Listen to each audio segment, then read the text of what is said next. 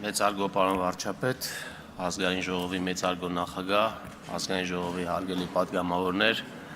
սիրելի քաղաքացիներ, ուրախ եմ այսօր հանդես գալ 2024 թվականի բյուջեի կատարման մասին զեկույցով։ Նախ եւ առաջ նշեմ, որ բյուջեի հաշվետվությունը ոչ միայն կատարման, ոչ թե անձանց, այլ առաջին հերթին իրական խնդիրների մասին խոսելու առիթ է։ Բյուջեի հաշվետվությունը փաստերի մասին խոսելու առիթ է ևս, ինչը թեև այդքան էլ պոպուլյար չէ եւ գուցե շատ դիտումներ չունենա, սակայն այն է, ինչի նկատմամբ ուշադրությունը ապահովում է բյուջեի որակի եւ արդյունավետության բարձրացում։ Ուրախ եմ արձանագրել, որ հետաքրքրվածությունը բյուջեի նկատմամբ տարեստարի աճում է, պայմանավորված նաեւ այն հանգամանքով, որ ֆինանսների նախարարությունը շարունակաբար փորձում է վերջինիս բովանդակությունն ավելի մատչելի դարձնել, ընդլայնել հաղորդակցության ուղիները, այդպիսով բյուջեի շահառու տարբեր խմբերին առաջարկելով ավելի հասցեական բովանդակություն։ Թույլ կտամ ինձ ասել, որ բյուջեն մեր բոլորի մասին է, Հայաստանի Հանրապետությունում ապրող յուրաքանչյուր մարդու մասին։ Վարչապետն ասաց, որ բյուջեի ծախսային մասի շահառուն ենք մենք բոլորս, առանց բացառության։ Ես ուզում եմ ավելացնել, որ բյուջեի ձևավորման մասնակիցը ևս բոլորս ենք, առանց բացառության։ Հայաստանի Հանրապետությունում բյուջեի ձևավորումը ամեն մեկի մասնակցային պատասխանատվությունն է։ Հայաստանի Հանրապետությունում չկա գոնե մեկ մարդ, ով հարկ չի վճարում, հակառակն անհնարին է։ Եթե որևէ մեկը որևէ բան է գնում խանութից կամ վճարում հոսանքի, ջրի, գազի վարձը, նա արդեն հարկ է վճարում։ Ավելացած արժեքի հարկը, որը ներառված է ապրանքների գնի մեջ, վճարում է սպառողը, վաճառողի միջոցով։ Եկամտային հարկի զգալի մասը վճարվում է գործատուների միջոցով, բայց սրանք սպառողի եւ աշխատավարձ ստացողի հարկերն են։ Հետևաբար, բոլորս այս կամ այն չափով պետական բյուջեի համահեղինակներ ենք։ Հետևաբար, մենք բոլորս ենք ձևավորում մեր միջոցներով ապահովված եւ մեր կարիքների համար ծախսվող այս համակարգը։ Երբեմն այս համակարգի բարդությունը ստիպում է մտածել հետևյալը. իսկ փող հավաքելու եւ հետ վերաբաշխելու իմաստը իրավամբ Որն է այս շղթայի էականությունը եւ անհրաժեշտությունը։ Եթե կարող էինք ունենալ պարզ մի կյանք, որտեղ ոչ հարկ վճարելու, ոչ էլ այդ գումարը ծախսելու կարիք կլիներ։ Այդ դեպքում է, որ մենք պետություն ուղղակի չենք ունենա։ Եվ եթե մտքի ծայրով անգամ անցկացնենք, իսկ պետք է որ ունենալ այդ պետությունը թե ոչ, ապա կբախվենք մի այլ իրականության, որտեղ անհնարին է գոյություն ունենալ անկախ, անհնարին է, որ այդ դեպքում մեկ այլ պետության կազմում չհայտնվեինք, որ ինքը կորոշեր, թե մենք որքան հարկ պիտի վճարենք եւ ինչի վրա պիտի ծախսվեն մեր կողմից վճարված գումարները։ Ես ուզում եմ, որ հաշվի առնենք այն փաստերի էականությունը։ Ուզում եմ, որ հասկանալի դառնա այն, որ հարկային համակարգը ոչ թե արհեստականորեն ձևավորված բարդություն է, այլ աշխարհում գոյություն ունենալու նախապայման։ Դարեր շարունակ ապրելով տարբեր կայսրությունների կազմում մեր իսկ կողմից վճարված հարկերը ծառայել են ոչ թե մեր բարեկեցության բարձրացմանը, այլ կայսրության հզորացմանը, եւ այս համատեքստում մեր բարեկեցությունը կայսրության համար ամենևին առաջնահերթ չէր, եթե չխոսեմ այն մասին, որ որոշ դեպքերում մեր գոյությունն անգամ ցանկալի չէր։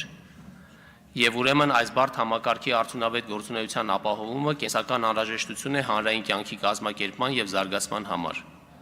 Ուրեմն այս բարդ համակարգի ամեն փոխգործակցություն եւ փոխազդեցություն էապես պայմանավորում է մեր ինքնուրույնությունը, կայունությունը, հաջողության եւ երջանկության ձգտելու այդքան կարեւոր նախապայմանները։ Եվ բյուջեի վերաբերյալ քննարկումները հենց քիչ առաջ նշածից համատեքստում են ու այն մասին նաեւ, թե որքան մենք պետք է վճարենք, որքան պարկ պետք է վերցնենք եւ վերցած ինչպես եւ ինչի վրա պետք է ծախսենք,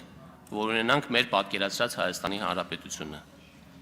Եվ այսպես բյուջեն ձևավորում է մեր բոլորի համատեղ ջանքի արդյունքում եւ որքան շատ ենք մենք վաստակում եւ սպառում, այնքան մեծ է մեր ներդրումը բյուջեի եկամտային մասի ձևավորման մեջ։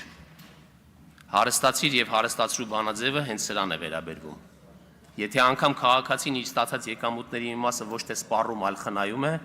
ապա դրա վերջնարդյունքը եւս Հայաստանի Հանրապետության տնտեսական պոտենցիալի բարձրացմանն է ուղղում, դառնում է ներդրում, որն այսպես թե այնպես բոլորիս բարեկեցության բաղկացուցիչ մասն է եւս։ Եվ այն քաղաքացին, որ ամենայն պատասխանատվությամբ եւ հոգատարությամբ է վճարում հարկերը, պետք է ամենայն մանրամասնությամբ եւ համոզվածությամբ նկատի, որ արդար դաշտ է գործում։ Վերջին տարիների մեր քաղաքականությունը հենց այս հիմնական նպատակին է ուղղված՝ վերականգնել արդարությունը եւ երաշխավորել, որ բոլորն են վճարում հարկերի իրենց հասանելիք մասնաբաժինը։ Սրա մասին խոսելը հեշտ է, սակայն փաստացի իրականացնելը ոչ թե բարդ, այլ ցավոտ։ Ասում եմ ցավոտ, որովհետև ինչպես այլ, այնպես էլ մեր հասարակությունում գտնվում են մարդիկ, ովքեր բոլոր հնարավոր մեթոդներով փորձում են խուսափել հարկ վճարելուց։ Ավելին, հարկ չվճարողին թվում է, որ իր գործարկած խարդախ մեթոդը հնարամտության արդյունք է, պարզ ասած շուստրիություն է, որը ոչ միայն ամոթ չէ, այլ նաև խիզախության դրսևորում է, չէ որ կարողացել է խաբել պետությանը, կարողացել է արտոնյալի կարգավիճակ սահմանել ինքն իր համար։ Դեռ մի բան էլ ոգևորվել դրանից։ Սա մեծ արատ է, չափազանց մեծ արատ, որը թուլացնում է պետության հիմքերը, թույլ չի տալի շարժվել այն ուղղությամբ, որը կապահովեր կայուն պետություն ունենալու առաջնահերթությունը։ Այս արատի հաղթահարումը գոնե ինձ համար շատ պարզ է։ Մեր քաղաքացիների եւ ձեռնարկատերերի հնարամիտ մեթոդները պետք է ուղղվեն նորարարությանը, արտադրողականության բարձրացմանը, գործիքների արդյունավետ կիրառմանն ու հնարավորությունների ընդլայնմանը եւ ոչ հարկեր թաքցնելուն։ Նա, ով օրական մի քանի հազար դրամ է փախցնում հանրության գրպանից, չի նպաստում նույնիսկ իր իսկ բարեկեցությանը։ Փախցրածի, գողացածի եւ թաքցրածի արդյունքում 1 կիլոմետր քիչ կառուցված ճանապարհը, 1 մարզադաշտի բացակայությունը, 1 խնդրի լուծման հետաձգումը ոչ միայն հանրության, այլ նաև առանձին այդ միավորի, գողացողի եւ իր ընտանիքի հաջողության, առողջության առաջ մղվելու խաթարումն է։ Օրական մի քանի հազար դրամ հարկ փախցնելը պատվաբեր չեն նույնքան, որքան պատվաբեր չեն գողությունը կամ դասական խարդախությունը։ Հատկապես շինարարության ոլորտում գործում են ինքնակազմակերպված խմբեր, որոնք ծառայություններ են մատուցում առանց հաշիվ դուրս գրելու եւ որոշ դեպքերում չունեն նույնիսկ գրանցված իրավաբանական անձ։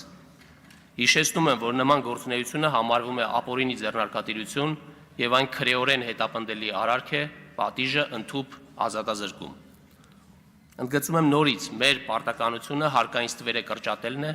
ոչ միայն բյուջեի ֆինանսավորումն ապահովելու համար, այլ նախ եւ առաջ պարտաճանաչ հարկ վճարողների իրավունքները պաշտպանելու, հասարակության մեջ արդարության զգացումը ապահովելու եւ շոշափելի դարձնելու համար։ Հարկային վարչարությունը պետք է իր թիրախում պահի հարկային կարգապահության հարցը եւ ուրախ եմ, որ վերջին տարվա ընթացքում կայացած որոշումներն ու օրենսդրական փոփոխություններն այս իմաստով ընդլայնել են վարչարության գործիքակազմը։ Վստահ եմ, թվայնացման եւ արհեստական բանականության գործիքների կիրառման ընդլայնմամբ հնարավորություն ենք ունենալու ավելի արդյունավետորեն բացահայտելու հարկերից խուսափելու դեպքերն ու կիրառելու համարժեք պատասխանատվություն։